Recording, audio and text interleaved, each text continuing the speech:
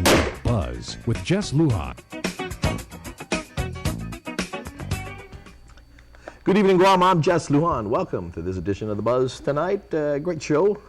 Former District Court Judge, now Administrator of the Veterans Affairs of Guam, former Judge John Pinko. Good evening, Judge. How are you doing this evening? Fine, thank you. Glad to be here. Well, you know, Judge, again, as we remember tragic events of course, 12 years ago.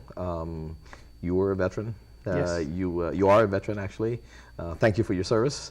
And you continue serving now as the Administrator of the Veterans Affairs here on Guam. Tonight, Your Honor, I'd like to concentrate on, there are a lot of issues that we can concentrate on, but tonight, great things are happening. A lot of facelifting happening down at the Veterans Cemetery. And I asked you to come tonight to talk about a lot of the things that are happening down there. But first of all, before we do that, can we make it clear exactly who qualifies to be buried at the Veterans Cemetery? Any veteran of the United States Forces is qualified to be buried there free of charge. Okay. In addition, here in Guam, we allow his spouse to be buried free of charge and his dependents. Oh, okay. These are children that are dependent on him for all their needs. Minor than dependent, so if they get over the age, the adult age, then they're not qualified. Okay. But it can be a dependent to the person can be physically challenged. Okay. And that's a dependence. Okay. Yes. Now, again, if for some reason they thought at one point maybe they had a, here in Guam, my father I think was a veteran and was supporting me at some point. Who can they contact that that has maybe a record whether their mother or their father at one point served? If they didn't know that for sure. Yes, they can contact our office. Okay. We keep records there of all the veterans that have registered with us. Okay. Unfortunately, more and more veterans don't seem to be availing themselves of the opportunity to register with us. Okay. So we go to what is known as the National Archives, or we go to their records in the military. We look for DD Form 214, which lists the kind of discharge they have.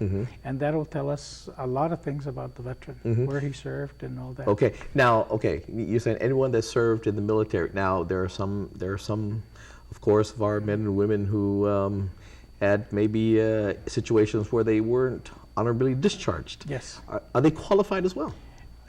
You have to be discharged under honorable conditions. Honorable conditions. Yes. Okay. Yes, that can include a general discharge also, because a general discharge is a discharge under honorable conditions. Honorable conditions. So that you have to be discharged in an honorable condition in order to qualify for. Okay. That's right.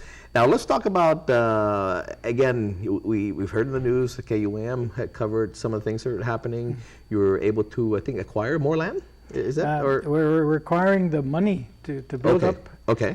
And first, I'd like to cover some new regulations that came down. There we go. Go ahead. The most important new regulation that came down was the fact that no longer are we going to be allowed to have glass candles like the one I have before me here.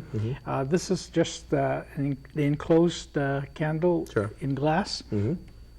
And effective 2 weeks from now, we're going to take all of this off and dispose of them. And the reason being, the National Cemetery Association, our administration, has mandated that the candles are dangerous because these are put on the ledge and it easily topples over. When it topples over, the flame is still on, and so it can set fire to the dried flowers and the grass, artificial flowers, and so that blackens the entire crypt face.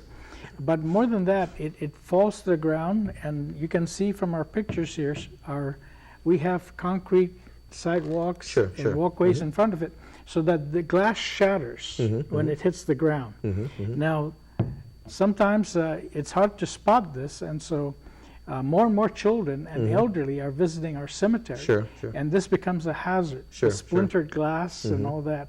So the folks from the National Cemetery Administration say that this is no longer acceptable. Acceptable. Yeah. Okay. Okay. Yeah. Now, if you have plastic, if it's enclosed in plastic, and there are some candles that are enclosed in plastic, that's okay. And if you, it covers also vases, glass vases. Or ceramic Yeah, vases and everything. Yeah, Okay. anything that can splinter. Okay. That's Okay. that's prohibited. And again, it's not coming from us. It's coming from the National Cemetery Administration. Okay. Okay. Now, the second rule that is going to be very important for Guam is that we applied for a waiver. You can't permanently attach things to the crypt. We applied for a waiver of that in two ways. We wanted to apply a ring to either side of the crypt. Okay. A ring, such as is illustrated in this photograph here. Okay. Okay. This is from Hawaii, and it is columbarium, but it has one ring. Notice the flowers. Sure. And the vases stuck down in them.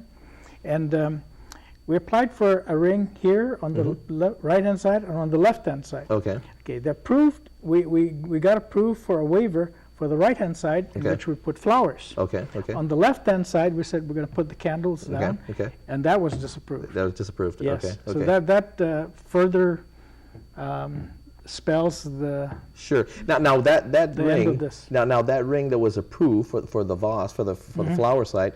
Now that will not just the ring, but it will encompass as well as the container or the vase, I guess. Yes. Okay. So it'll come with it. Right? Yes. It'll come with It's this is metal, Yeah. or it can be plastic. plastic. Okay. And disposable. Okay, but it comes with it, right? I Yes, mean, that's it's not right, something that's right. that the family will have to purchase. I mean, Yes. go somewhere else. They'll have to purchase it. Okay. Yeah. I tell you what, Judge, we're going to take a break and we'll come back and talk more about this. Okay. Be right back.